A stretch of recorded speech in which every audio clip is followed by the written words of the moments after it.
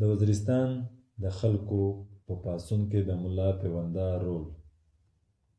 ملا پیونده د وزیرستان د مسعودو وزیرو او د دې سیمې د نورو میشتو قومونو په زړه کې ځانګړی ځای درلود او د یوه منلي روحاني شخصیت په څیر یې د خپله دنده وګڼله چې خپل ولس د انګریزانو خلاف جهاد ته راوبولي. هسې خو د انګریزانو خلاف د جهاد په نوم جګړه د ډیورنډ موافقه لیک نه لا د مخه پیل شوې وه. لومړی د سیکهانو او بیا وروسته په 1823 کال د پیرنګیانو خلاف غزا شروع شوه. په کال 1846 کې د انګریزانو خلاف د بنو ولسي پاڅون او په کال 1852 د درویش خېلو وزیرو د میجر نیکولس پتیری د جنرال چمبرلن په مشرۍ په کال 1861 او 1860 کال وزیرو خونړی برید.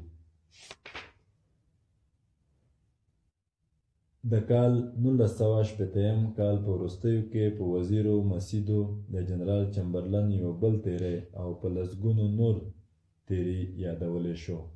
چې په بیلابیلو وختونو ترسره شوي دي چې موږ یوازې د بیلګې په توګه د څو هغو بریدونو یادونه کوو چې په کال 1880 او 1881 کې ترمنځ په وزیرو او مسیدو د جنرال ګارډن لخوا شوي دي. ملا پیونده اخوند په داسې حال کې چې د دې سیمې نامتو مجاهد ملا حمدالله اخوند هم ورسره و په دغه ټاکلي مهال کې د وزیرستان مشرانو او ځوانانو ته د کابل د سفر په اړه معلومات ورکړ او بیا یې د غزا او جهاد په هکله له ولولو ډکه وینا وکړه. همدا لامل چې په وزیرستان کې د ملا پیونده په لارښودنه د پیرنګیانو پر ضد غلچکي بریدونه پیل شول او ملا حمدالله اخوند کاکا صاحب او ملا صاحب اټکر د وزیرستان په بیلابیلو سیمو کې د پیرنګیانو په ضد تبلیغ شروع کړ چې په لږ وخت کې د وزیرستان وګړو په پیرنګیانو رڼا ورځ توره شپه کړه. د وزیرو او مسیدو اوسېدونکو به کله کله د خپل جهاد د پراختیا او پرمختیا لپاره د حضرت حسین نیکه، حضرت موسی نیکه او حضرت ماما رحمت الله علیه په مزارونو غونډې او جرګې کولې او د ملا پیونده اخوند په ګډون به د سیمې نورو مشرانو او عالمانو د جهاد د ښېګړو په اړه ویناوې کولې. د ملا پیونده په لږ وخت کې د وزیرو او مسیدو ځوانانو نه د جهاد د ودې او پرمختګ لپاره داسې یو لښکر جوړ کړ چې انګریزانو له ډېرې ویرې د اټک څخه 4 غونډه سرتیري وزیرستان ته دوی د مقابلې لپاره راولېږل او اندا چې د هند وایسرای په خپله پېښور ته راغی. د ډیورنډ د کرښې دواړو غاړو ته میشتو قومونو په وسلوال پاڅون لاس پورې کړ. په بیلابیلو سیمو کې بیلابیلو مشرانو لکه د مومندو په سیمه کې ملا قدیم، د اډې ملا نجم الدین اخوند چې لا دمخه یې د انګریزانو خلاف جهاد اعلان کړی و، سید محمد خان او سلطان محمد خان هم د پیرنګیانو خلاف تبلیغات پیل کړي وو. شبي خیلو ته د زنګي خان تلل، ملا پیونده، ملا نجم الدین اخوند اړیکې او دا ډول نور کړه وړه د دې لامل شو چې په ټوله سیمه کې له سوات نه نیولې تر کاکړستان پورې ټول خلک د انګریزانو په وړاندې راپاڅېدل. په دې اړه د زنګي خان یوه مشهوره کیسه چې د پښتو ادبیاتو په تاریخ کې یادونه شوې ده ډیره د پام وړ ده. کله چې صوبت خان پیرنګیانو شهید کړ، د هغه بل ملګری زنګي خانو نوموړي د انګریزانو د زور زیاتي له کبله شابي خیلو سیمې ته له خپلو ماشومانو سره کډه وکړه. ملک صدرالدین خان نوموړی له ځان سره د مسیدو د کوم جرګه ځای کانیګورم ته بوته او هلته یې ملک جنګي خان، منځی مسید، ملک زبیر خان، ولی مسید او ملک امین خان شمنخیل مسید ته وسپاره او ویل زه د کوم د مرستې او ملاتړ نه پرته زنګي خان نشم ساتلی ځکه پیرنګیان ورپسې دي. د مشرانو په جرګه کې شور او زوږ جوړ شو. ځینو به ویلې چې انګریزانو ته وسپارئ، ځینې په دې اند چې باید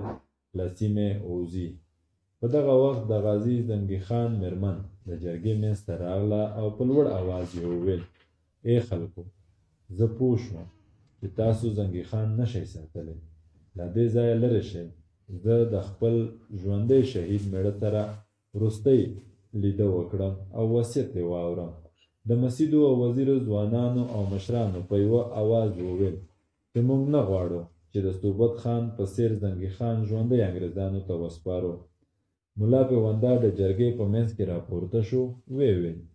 ای خلکو، د زنګي خان مرګ او ژوند زموږ د ټولو مسیدو او وزیرو د مرګ او ژوند سره تړلی دی. زه به هېڅکله دې انګرېزانو ته ونه سپارم. د ډیورنډ د لاسلیک نه وروسته له کال 1893 نه را په دې خوا په ټوله پښتونخوا کې د انګرېزانو خلاف جنګونه لا پراخ شول، او کله چې امیر عبدالرحمن خان د پښتنو هوډ او مېړانه ولیده، وروسته دی هم له موافقه لیک سره مخالف شو او ان دا چې له غازیانو سره به یې مرستې کولې. له یوې خوا د امیر د فکر بدلون او له بلې خوا د مجاهدینو مېړانه او اتلولۍ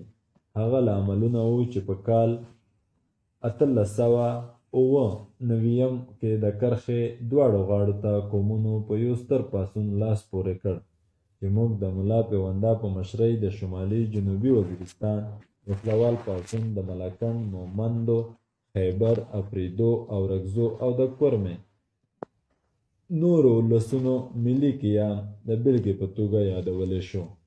ملا پیونده د خپل ژوند تر پایه د انګرېزانو خلاف جهاد وکړ او په دغه لاره کې ډېر ځوانان دې ته وهڅول چې د خپلې خاورې د ازادۍ لپاره مبارزه وکړي. دغه روحاني او مجاهد شخصیت چې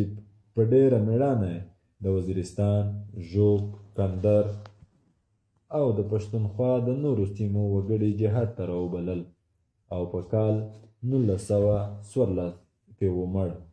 د نوموړي په مړینه په ټوله پښتونخوا کې د ویر او ماتم ټغر وغوړېد او په جنازه کې ګڼ شمېر خلکو برخه اخیستې وه. خو که له یوې خوا پښتنو د یوې ننګیالي اتل په مړینې اوښکې تویولې، خو له بلې خوا پیرنګیانو د خوښۍ جشنونه نیول. ولې دوی په دې نه پوهېدل چې د دې په مړینه به جهاد پای ته ورسیږي او که نه؟ ولې وروسته تاریخ وښوده چې د ده له مړینې وروسته د ده زوی ملا فضل الدین اخوند لکه د پلار په څېر د وزیرو او مسیدو وګړو په مټ د انګرېزانو په وړاندې لکه غرب ودرېد او ټولو مجاهدینو به له ډېر درنوي شهزاده صاحب بالا د جهاد کومه شمه چې د ملا پیونده لخوا بله شوې وه د ده په مړینې سره ګل نه شوه، بلکې د ده زوی او د ده پلویانو په خپلو وینو بله وساتله.